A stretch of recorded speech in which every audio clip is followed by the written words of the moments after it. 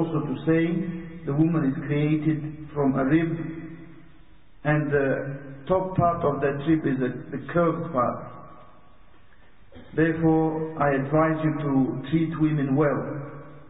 And the Prophet ﷺ compared them to a glass container, because that container is very thin and easily breakable. So if it gets broken, it's not possible to fix it. And he said, alayhi salatu wasalam, be kind to the containers, to the qawarir, that are containers made of thin glass. Therefore, the husband must always think of the psychological state of the woman and her feelings, so that he is easygoing, he is kind and attentive. That is why the husband has been forbidden from hitting his wife. And the stages, as you all well know, have been mentioned in the Quran. First, to advise; second, to stay away from her; and thirdly, to strike if necessary, if he thinks that's going to help, in a way that doesn't cause pain or injuries or anything like that. Some husbands, may Allah guide them, they have wars in their house. They bite their wives, they kick them, they hit them, they slap them, they do things you think that war broke out or something, or a revolution is going on. And of course this is something that in Arabic is called wahshiyya, something savage. It's not a human trait, it's not a human character to do that. Because the Prophet ﷺ said that something like 70 women came around to the wives of the Prophet ﷺ and complained about their husbands hitting them. And he said, you will not find those to be the best amongst you. So this is when the Prophet ﷺ says, you will not find them to be the best, that means that they are not the best. This is a blame upon them. And he ﷺ used to say, the best amongst you are the ones who treat their wives the best. And the Prophet ﷺ on his deathbed, he is breathing his last breath before dying, and he says, he orders the Muslims to treat the women well. And we wish that the Muslim women who have been affected by non-Islamic ideologies would reflect upon this. How is it that the Prophet ﷺ, dying and breathing his last moments in this life, is telling the men to fear Allah regarding the women? And if someone doesn't like his wife, of course Allah has given us a choice. Either you keep her in goodness or you part with her in goodness. Do not treat her badly, do not abuse her, do not be unjust towards her. If you cannot find mutual understanding, then just let her go in peace and harmony. As for sharing the time and the other things between the wives, then that is an obligation upon the husband, and to leave that is one of the major sins. The Prophet ﷺ said, whoever had two wives and he preferred one of them over the other, what is his reward of that individual? He will come on the day of judgment having no half of his body. One half of his body will be missing. So imagine his hand, one of his hands will be missing, his whole side will be missing, his leg will be missing, half of his head will be missing. That is a very scary sight, number one. And number two, everyone on the day of judgment will know that he treated his wives unjustly. That is one of the purposes of that punishment.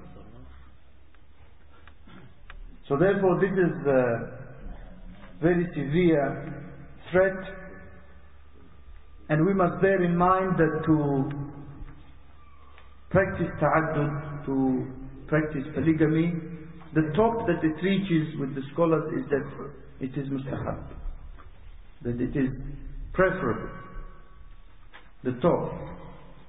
Whereas for the person who is able to be just, if he is not able to be just, it is not allowed for that individual to marry more than one. And on the day of judgment, if he were to do it and to go ahead and to marry more than one and be unjust, he would come, as we said, with half of his body missing. And of course all of us, and I think the Sheikh wasn't talking about the sisters, all of us, we like to practice polygamy. But when we do we consider it seriously? Do we treat these issues seriously or not? And the fact that Allah subhanahu wa ta'ala said in the Quran, "Ma ta'aba," what you like, it has the same root as tayyib, good. So therefore, this shows that the husband must choose the wife or the wives that are good. They obey Allah and the Messenger alayhi salam. And that he will reap the fruits of that marriage either way.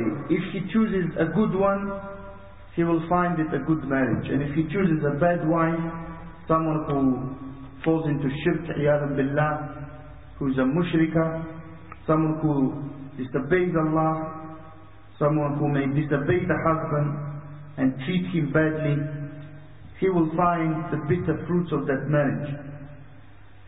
And if the individual himself is good, he must always try and find a good wife. Because Allah subhanahu wa ta'ala said that those who are good are for the good women. Those who are good from the men are for the good women. And of course everyone finds the likeness of himself, as it goes in the proverb.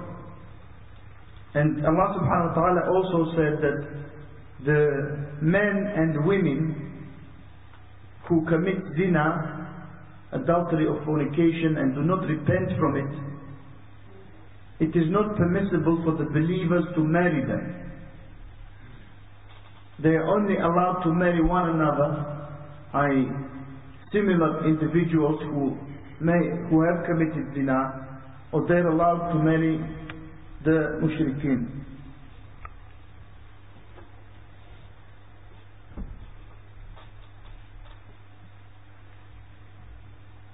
Now, Jazakallah khairan. Prefers the wife over the other.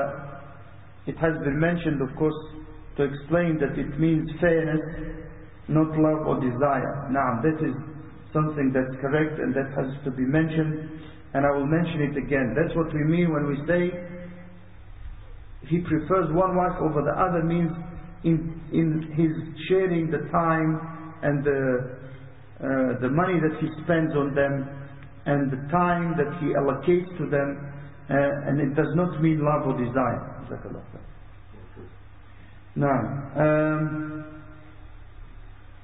So the people who commit zina, iyadhan billah, they are only allowed to marry the likes of themselves or the mushriks, the people who commit shirk.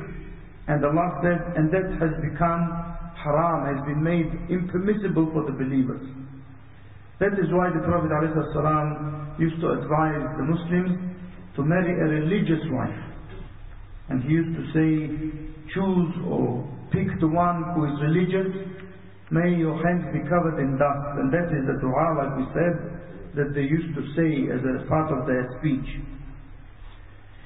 So therefore this saying of Allah subhanahu wa ta'ala, فَانْكِحُوا, then marry, does not mean that it's an obligation upon every Muslim. It is a permissibility, it is permissible for you to do so.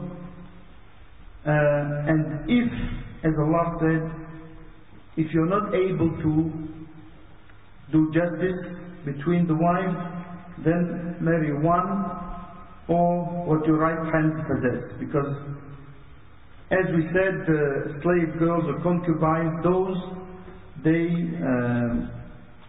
it is not a requirement for someone who possesses them to share time equally between them. And we know some brothers who are married to 4, and they say, we wish that we had some slave girls. They say, is there any addition we can add to our family?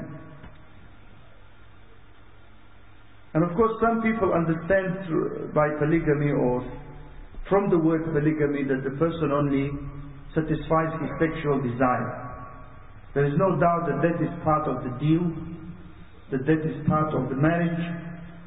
But the general principle regarding marriage, first and foremost, is that there is affection,